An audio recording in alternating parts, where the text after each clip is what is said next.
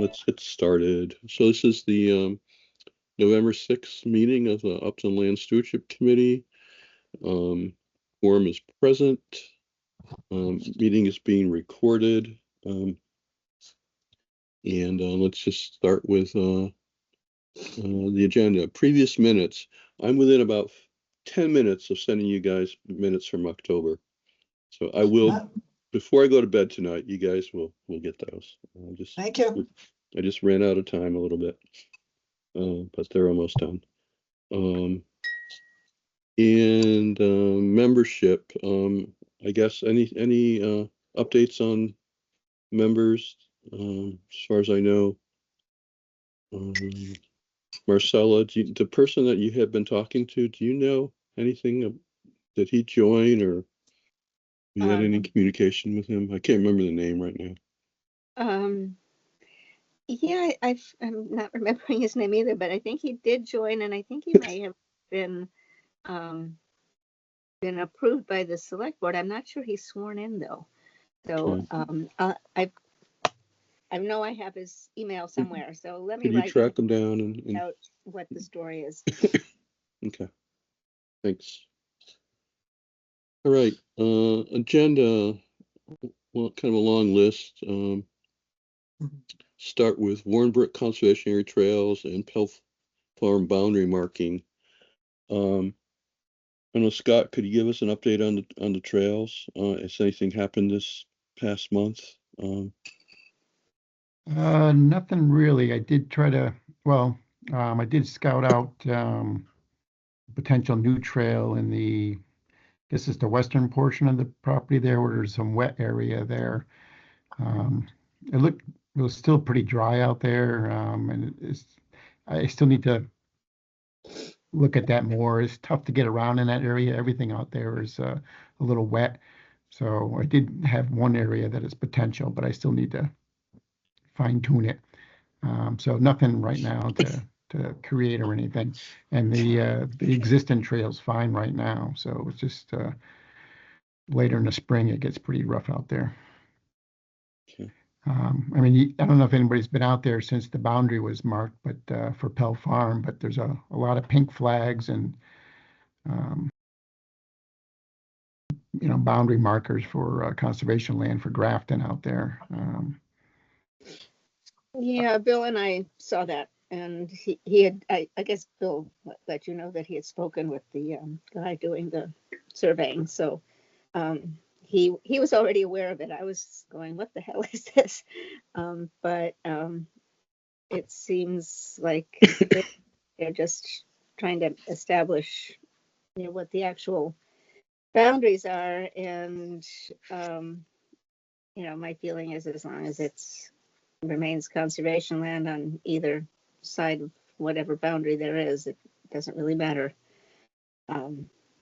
whose land it is, as long as it's still open to the public and preserved. So right. I guess the question I had, we have two trails that are on that property now, and I'm just wondering if Grafton's going to maintain those or what. I don't know if we need to contact the Trails Committee in Grafton and let them aware of that and see if they want to maintain them or if they want us to keep on maintaining them.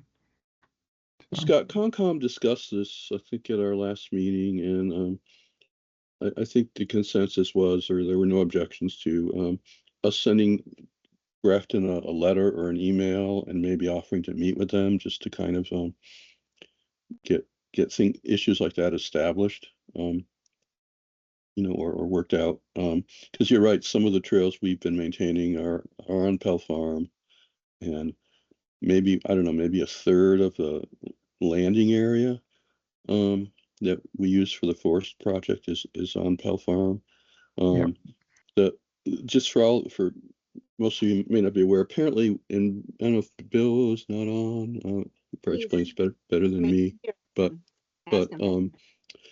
basically sometime, in the early 1800s, I think the town line changed. There was a question or dispute about the Upton Grafton town line, and ended up moving west, which ended up with, and so when it moved, the property line didn't move. So some of the,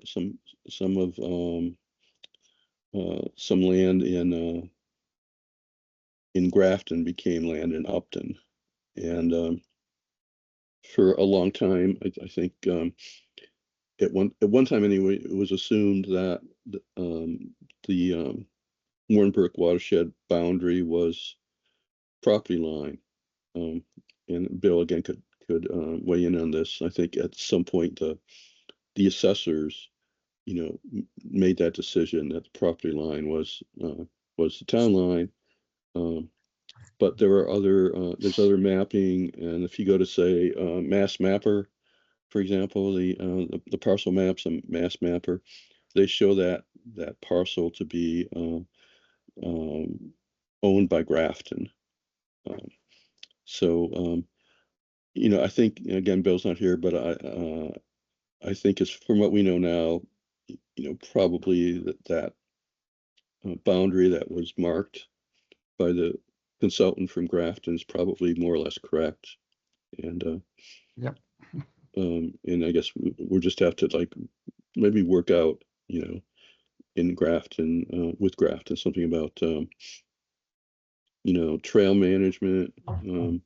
If we ever in the future want to use that landing area again, figure that for forestry, things like that. But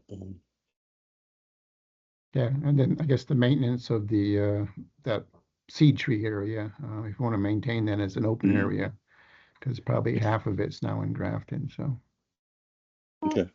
Given that we, have put time and effort into creating that area and creating the trails, maybe we should offer to maintain the area, to just to preserve our interest in how the property gets managed. But ultimately we probably have to notify Grafton whenever we do something major.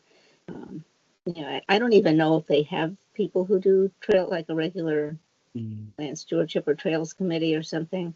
I think they do have a trails committee. I saw it on their website. They have something. Okay. Yeah. So it might be worth just maybe having a joint meeting or something and talking about where to go with it. But what has some kind of letter gone out to Grafton? Not yet. No. I'm gonna draft it and for Concom look at. I'll share it with you folks too on the Okay, yeah, let's start there. I think that's probably the best place to start. Okay, sounds good. Yeah, I mean, it was, it's been somewhat ambiguous. At one time, the Upton assessors assumed Upton on that. But I think Bill, as an assessor, is pretty confident we don't. And also the deed from Pell Farm is kind of leaves it up in the air.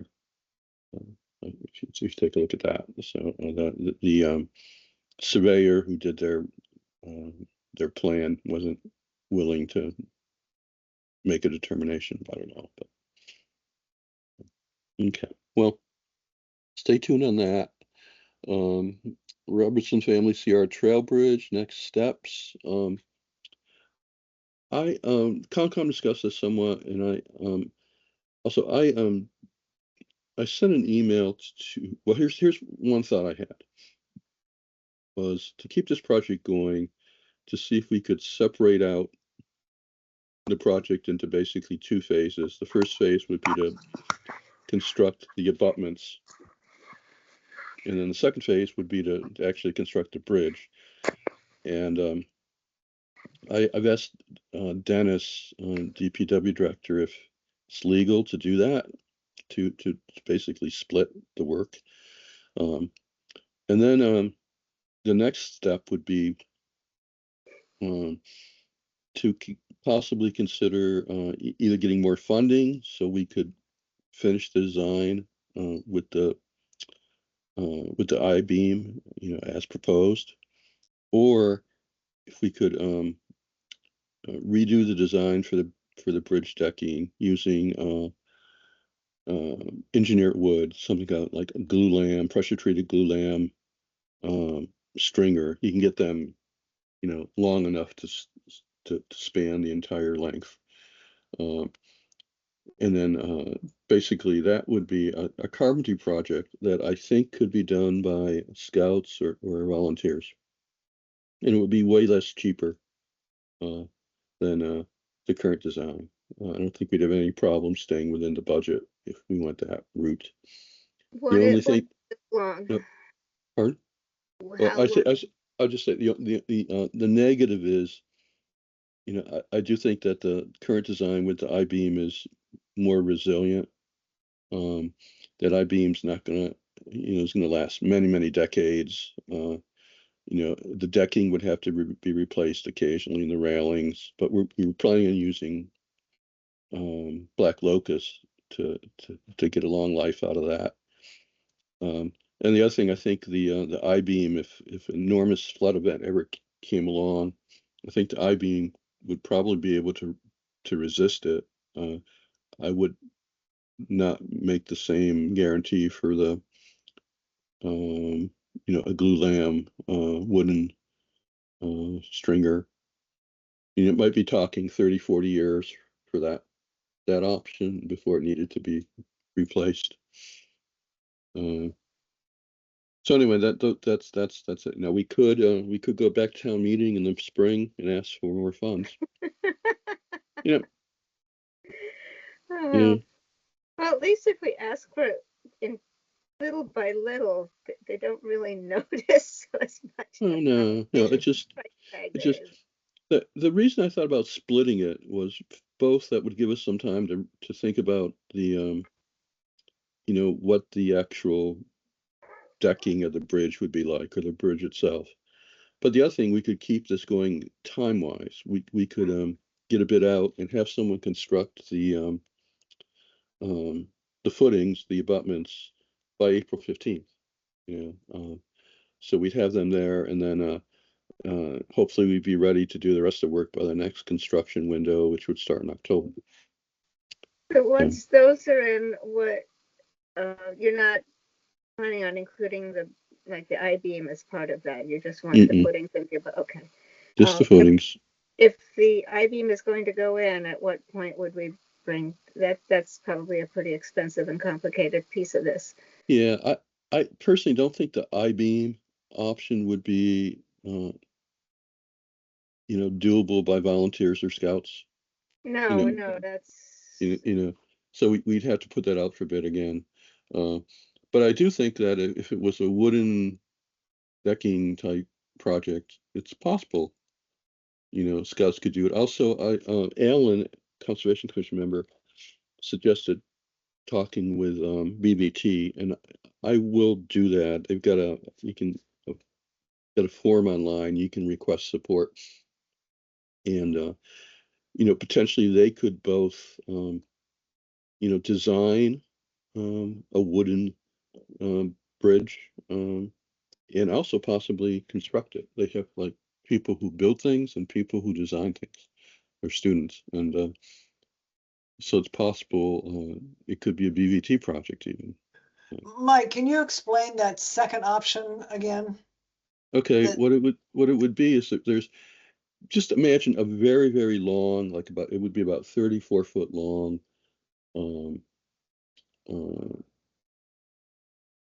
essentially would be 2 by about 16 foot. Like instead of a 2 by 12, it would be 2 by 16, 34 feet long.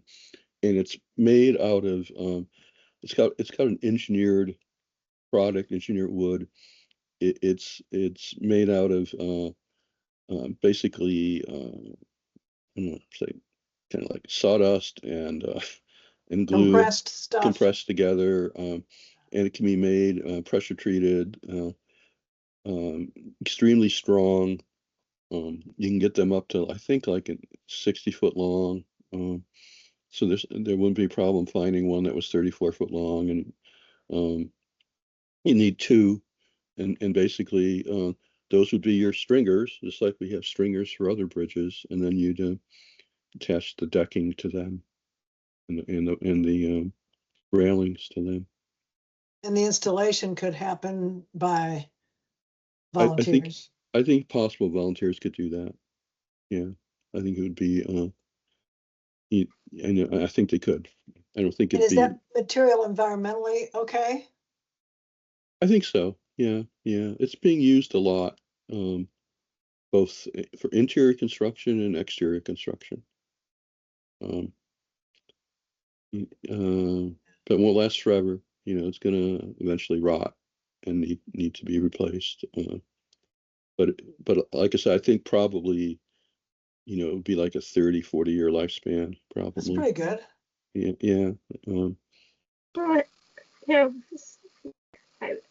speaking as someone who probably won't be alive at that point, it's one thing to kind of hand it off to the next generation, but you know, one of our huge concerns here and one of our biggest arguments to the town and public is this needs to be safe.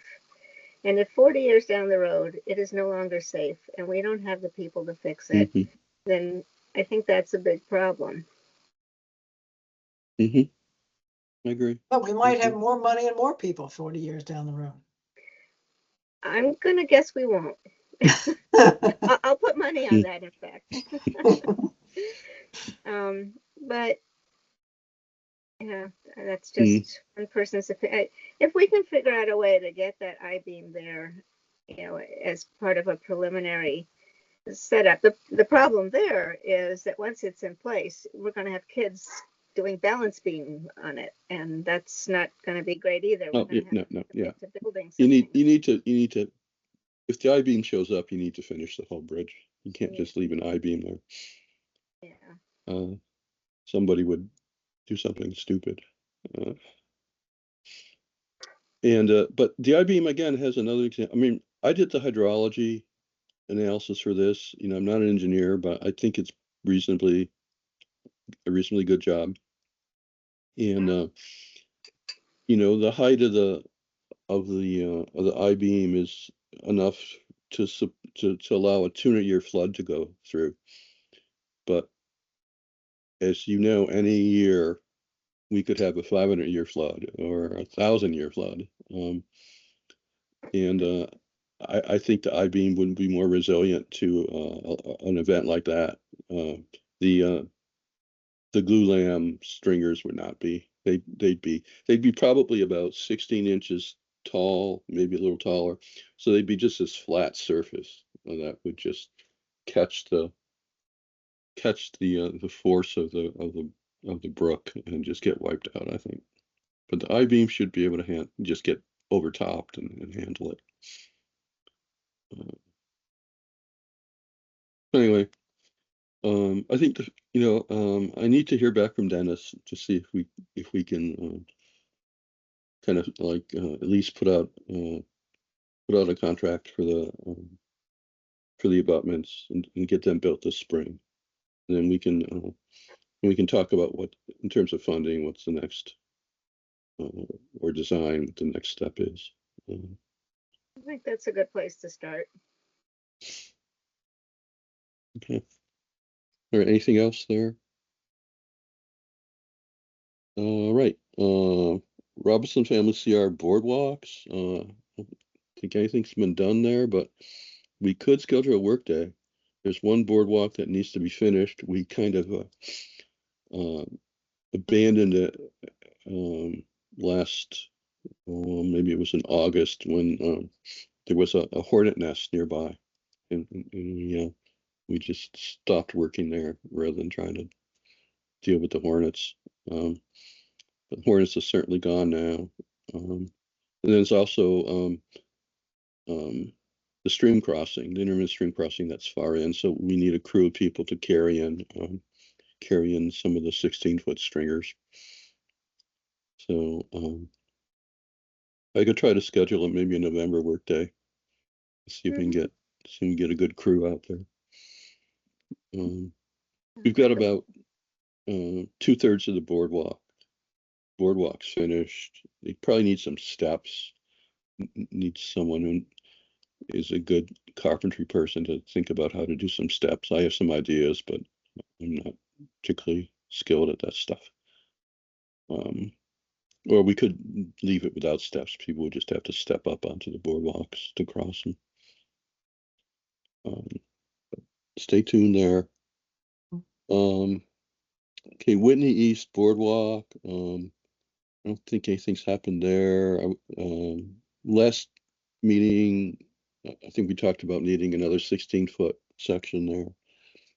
Maybe now that we're getting towards the time when the ground is frozen, we can approach Five Forks Farms for access. Pretty dry up there too.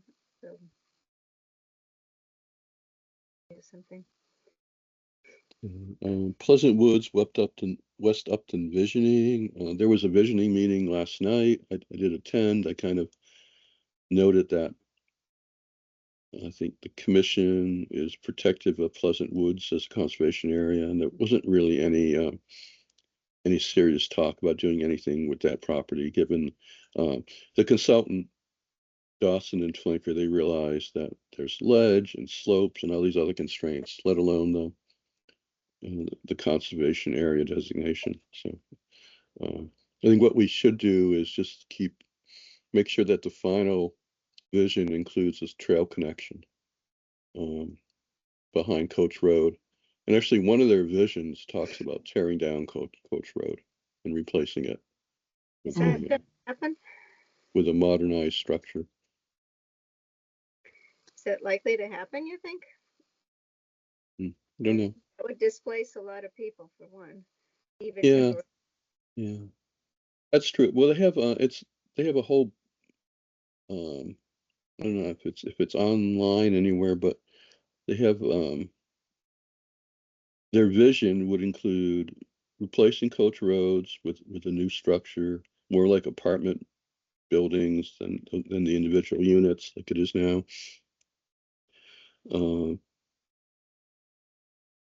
Replacing that Country Supers strip mall. Wow. Building some more commercial residential on the kind of like behind where the post office is now. I mean, they have a lot of plans there and for improved parking, but who would do, it's not something the town would do. It's something that the town potentially would encourage, but it would still be up to private owners to do all that stuff. So, but the vision, in a lot of ways, it made a lot of sense to me. I thought they did a nice job, but whether it's realistic or not, Yeah. I don't know. Anyway, I do hope at least we get our trail connection into that plan. Pleasant Woods Vernal Pool, Mary, I think you just continue that. Any?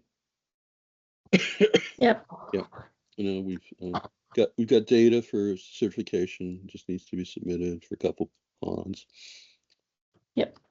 Howarth Glen Boardwalk Rehab, Bob Hatch. I let Bob know that it passed.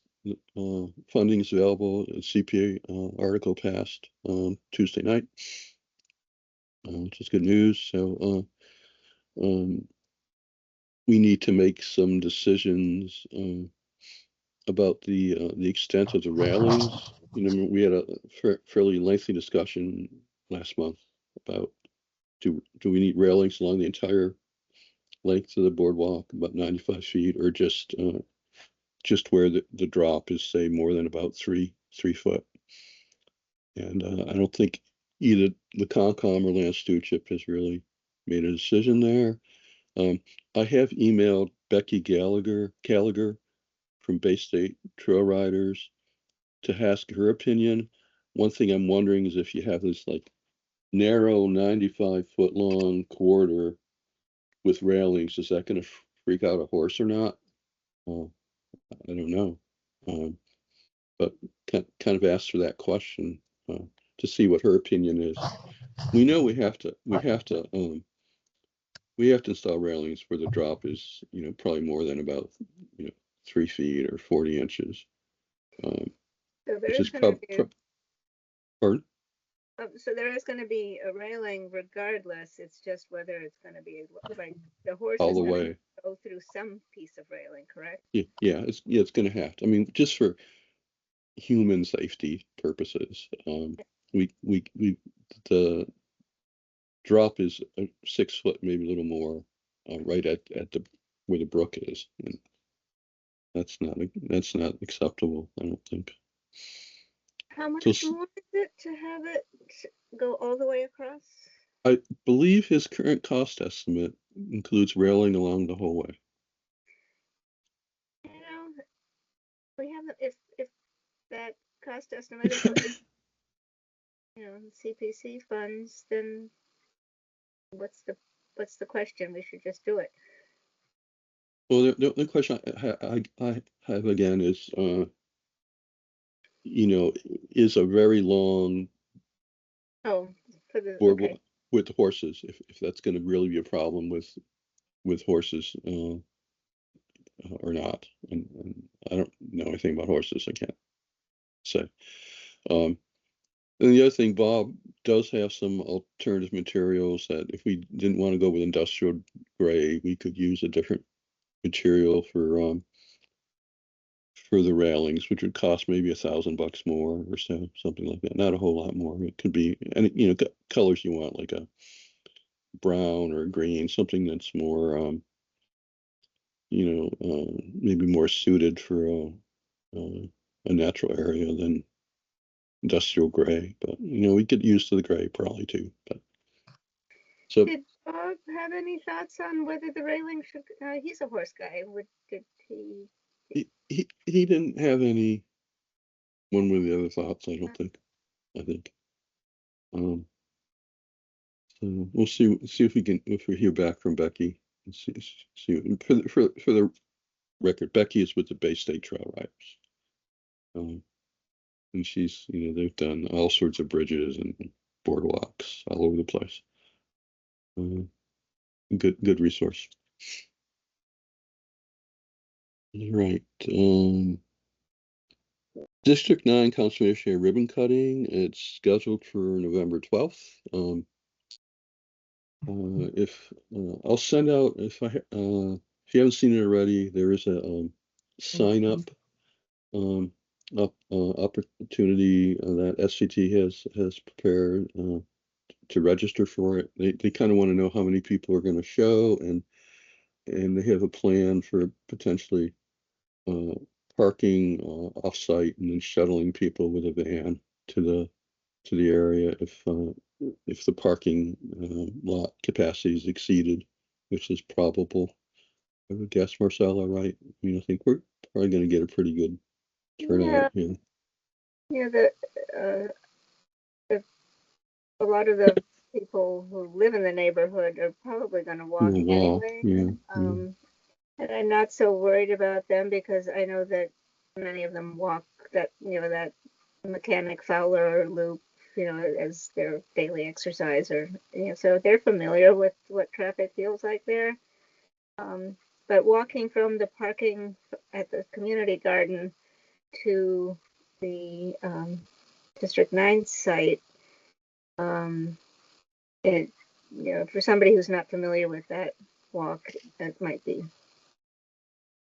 not be safe. Yeah. I don't think it's particularly safe, regardless. But and I know that I don't know how many people to expect from SVT who would be coming from Sudbury or wherever folks come from. I'm guessing this is more of a local event for local folks, Mm-hmm. so a lot of people may not need to drive or can be dropped off and picked up by a family member or something. So, What's the ribbon cutting gonna look like, and where is it? It's at the parking area on. And literally, is there a cutting of the ribbon right there? I think so. Yeah. SVT is kind of going to plan this, I think, or and then there's a walk after that. There's there's a trail walk for people who want to do that. And I think SVT was talking about maybe having some hot chocolate or something like that there. So,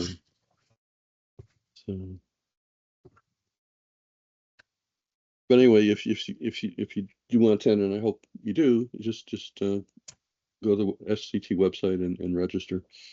Oh, It'll help them plan how many people to plan for. Do you think we should notify the police that there may be little traffic, Yeah. just give them a heads up that there's going to be more activity there? Yeah. Yeah. how is anybody going to know this is happening? SVT has sent out an invitation and sent it out to people who were involved in the protection of the property. Okay. So that and SVT, I'm assuming anybody who goes to the SVT website will see it as well. Mhm. We can put it on our social media as well. Yeah. And I sent an email to Dennis, letting him know about it, and he can invite the select board if he wants to. A lot of the neighbors, I think, already know about it. So, but I haven't sent it to this committee or the Concom yet. I'm gonna do that in case some people haven't heard about it. Okay, next is Peppercorn Hill Eagle Scout project. Haven't heard anything from the scout. That's an easy one. I haven't tried to contact him either, but figure if he's still interested, he'll get a hold of us. Rockwood Meadows kiosk display, and Peppercorn Trail map. Nothing there yet. I haven't had a chance to work on that yet. William Farm sign replacement. I do have a quote from a company to replace the sign for about $1,000. It's the same company that SVT used to create the sign that's at District 9, and it's a 60 by 36-inch sign. It would basically fit right in the existing frame that's there. They guarantee it for 10 years, no fading, cracking, delaminating, but it hopefully would last longer than that. The existing sign, I don't know if I've got some pictures. If anybody wants to see them, I can show them. And But we could do the installation, or with yeah, we could do the installation. Yeah. I think it would be sized just to fit right inside the existing frame. In fact, we'd probably cover up the old sign with the new one. It'd be really easy. Basically the same design as the new, or the same artwork as the existing sign too. Unless we want some changes, but so I don't know. Hold on just a second. is that in our budget, or I'd make a motion to spend the money to do that. Yeah, I think it is. Yeah, we've got quite a bit of stewardship money and Concom money left. Just looking for the cost estimate. The company is located in Pennsylvania. Yeah, the cost of the sign itself is $780. Shipping is $290, so the total cost is $1,070.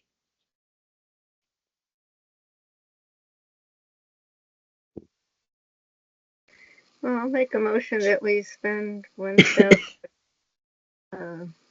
let's say $1,200 just to cover whatever incidental expenses might occur, to replace the sign and get that looking spiffy. Okay, is there a second? I'll I'll second that. second it. It's been seconded. Any further discussion? Hearing And none. I get Go ahead. just pending design approval. I just want to be sure that we get a Sure, chance. sure, to sure. see what Yeah, it looks like. yeah. I'll share the artwork Okay, great. once Thanks. we get it. All right. Okay, all in favor, Mike, aye. Live I. Scott, Eric, aye. Mary, I. Mary, aye. So that's unanimous vote. Okay, thank you, folks. Last thing on the agenda, I believe, is the Whitney Conservation Area hazard trees. I have a site visit with Stumpy's at 12 on Friday, the 14th of November at noon. So if anybody wants to join us to take a look at those trees. So again, it's noon on Friday, the 14th. I emailed Grace to ask if we could possibly have access through Five Forks Farm, maybe with a bucket truck that would work over the fence, over the pasture fence. But so far I haven't heard back from her yet about that. I'll ping her again. Go ahead. Whatever, I'm assuming that whatever we do is going to necessitate our having access to the Five Fork Farms land, right? I mean, they're not going to get equipment down that little steep No, trail. if Grace didn't give access, then they would probably have to do it with climbers. Where is this hazard trees area? It's along the where the 15-foot strip of land the town owns on the south side of the pasture, Sweetloom Farm pasture. Oh, yeah, okay. Yeah, and there's that fence that goes Yeah. down the edge of it, and there's several dead trees Oh, that I are see. hanging over the trail. I And the see. concern is they could whack somebody who was walking along the trail. But it won't be if we don't have access from Sweet William Farm, then I'm not sure. We'll talk to Stumpy's and see what the options are. If they can have climbers do it, or I'm not sure if we can get any access from the cotters, which are on the other side of the property. I guess we'll just have to, get some more information to see, get a cost estimate. And there's at least 2 or 3, and there might be some more further down the trail. There's some ash trees that are dead down there. I think there may even be some trees on the other side of the stone wall that are a better, and so if I'm not sure if we can ask if we can take them down, or if we can ask them to take them down at their expense, or just leave that alone until whenever, but deal with what's on our property.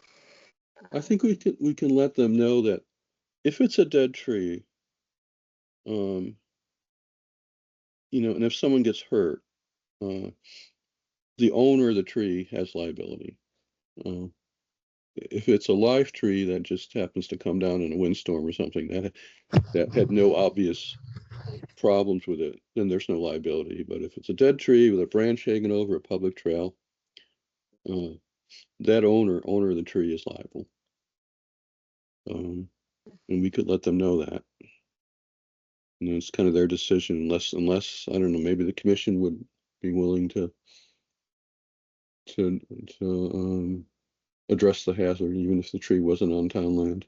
I don't know. Should we not have access via Five Fork Farms? Maybe we could negotiate getting access on the Cotter side and offering to take down the dangerous parts. and we don't, are we looking to take down the whole tree or just these limbs that are going to be a potential hazard? It seems like it'd be a lot cheaper if they were just going to be limbing, the ones that can fall down on the trail, and the trunk could stay there as long as that's, something that's not serious hazard.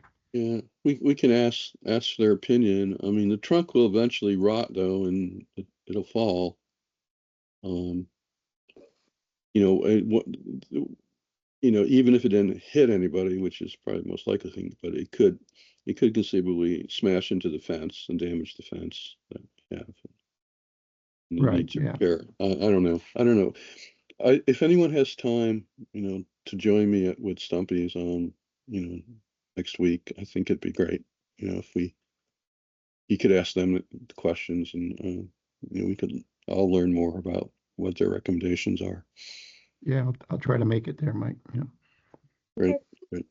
We discussed some dead trees along there a few years ago, and members of the Conservation Commission came to look at it, and we determined that even if the trees were to fall, it would cost less to repair the fence than it would to hire someone to do the cutting. Mm. So that's something to consider too. I don't want anyone to get hurt, but the fence is the least of it. Yeah, I agree. I'm concerned about the unlikely event of someone getting hit by a branch. Mhm. So anyway, all right, that's the list. Next meeting, people available for Thursday, December 4th. I may not be, but you could still have the meeting, or I may be able to only join for part of it. We could do it on a different night if that's any better for you. No, that's okay. Okay. I could at least join part of it. There might be a Metacomment meeting that night, but that's not certain yet. Well, we could meet at a different time that same night, either before or after your other meeting. Yeah. What time is the Metacomment meeting? Well, it could be between 5 and 8. Oh. It's really not. And if it starts at 8, it won't end till whenever. Oh no, it would be actually it would be at the community center, so it would have to end by 8. We could start at 8 if that makes You're killing me. Yeah, don't you love me? Oh, maybe we could meet in person at the community center. That would be novel. Yeah. Mhm. Well, let's schedule it for the 4th at our normal time, and chances are, I'd give it 50-50 that Metacomment's going to meet that night. Okay. So it's possible it will, but okay. And then any work dates? Do we want to try to schedule something, say at Robertson's or Yeah. What or day were you at? Do we want to do these on a Sunday now that it's, I guess there's Yeah, no hunting allowed there anyways, right, at the Robertsons? That's true. yeah. So we're probably safer in the woods though on a Sunday. Yeah. I'm available any Sunday. 16th or the 23rd, either one of those work for me. 23rd. 23rd. That works. Just for me, I can't do the others, but Okay. So we'll say it at 10 a.m. Yeah, that sounds good. 10 to noon. John, our guest, just said he can do the 23rd. good. And Mike, if you want to send me the verbiage, like what are we doing? Where do we meet? What do we need to bring? I can send it out to all the volunteers. Won't get anybody, but at least they know we're alive. Okay. Okay. And great. And John, in case you don't know where it is, I can send you an email and tell you how to get there. So you may already be aware of it. Okay. John says, yes, please. John, say, please. So I'll put that in the volunteer to, notice too. yeah. When you have John's email, please copy me and Libba. So Okay. Libba can put him on her list. Yeah. That's good. So for that, we'll need drills, hammers, nails. I've got most of that stuff. And then if we have like 4 strong guys, we could carry in the stringers from the parking area there all the way to the bridge site. Okay. I just want to point out that that's the weekend before Thanksgiving. If anybody is like taking along, just pointing that out. I realize that Bill might not be available, but that doesn't matter. It seems like we've got a good crew already, so whatever. But if that matters to anybody, just pointing it out. All right. Well, I think for now anyway, 23rd seems like it's good for most people. So why don't we go with that? And hey, if there's anything else, any unanticipated topics that people would like to bring up. Not that I can think of. All right. Well, thank you all for attending. John, thank you for attending, and I hope we didn't scare you away. What's John's last name? Moore. Oh, that's my name. John Moore. Yes. Thank you. Okay. That was actually my dad's name too. Right. Okay. We probably should have, I didn't do this in the beginning, but let's do a quick introductions here for John. Yeah. Yeah.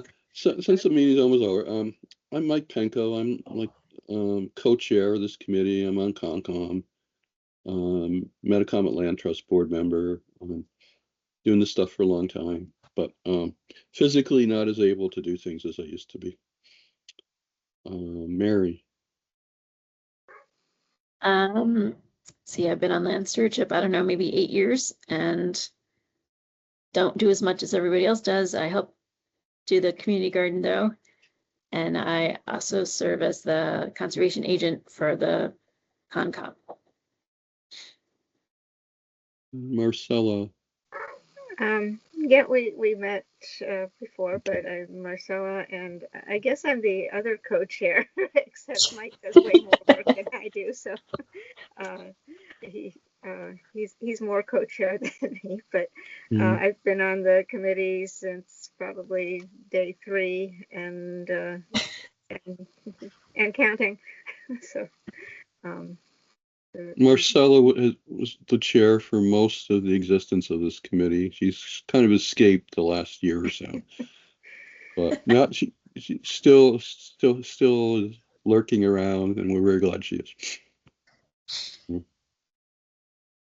Eric.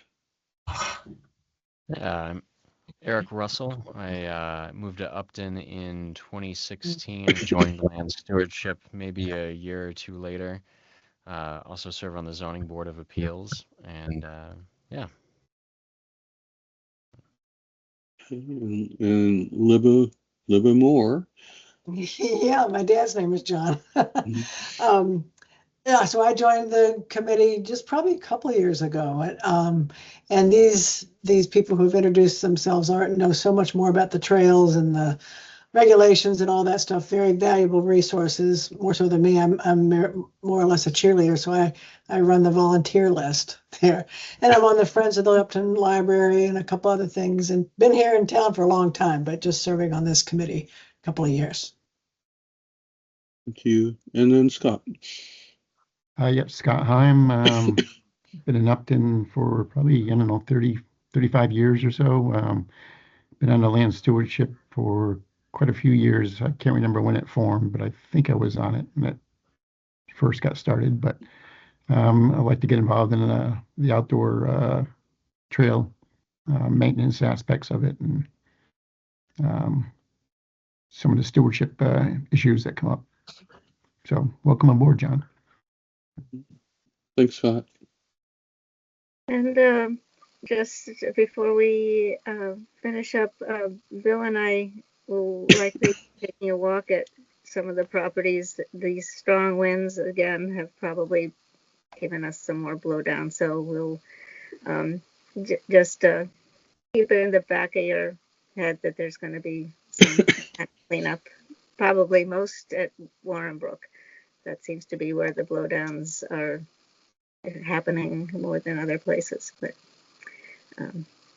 That's just giving you a heads up. Yeah, and if you find something, please Yeah. let me know, Marcella. I did take care of some of those up by Oak Knoll coming in from that way. There was two Excellent. that came in there that I took care of, but if there's more, let me know. I don't think I've ever walked any of those trails there and not stepped over something. Yeah. But I don't know what it is about that property, if the trees died because of the moth or what else is going on, but they just keep coming down. Yeah, But, a lot of dead oaks. yeah. Well, thanks, Scott. We'll be in touch if there's more that we can do. And John, I saw your note. If you do want to type a little message for us or a bio, feel free. We can hang out for that. Yeah, that would be great. So shall we move that the meeting is adjourned? Is there a second? Second. All in favor? Mike, aye. Goodbye. Eric, aye. Oh yeah, I think actually most of us are also members of Friends of Up the State Forest. Yeah. At least I am. Live in Milford, born and raised. Cool. All right. Okay. Good. Thank you, John. So maybe we'll see you on the 23rd. Good. All right. Good night, everybody.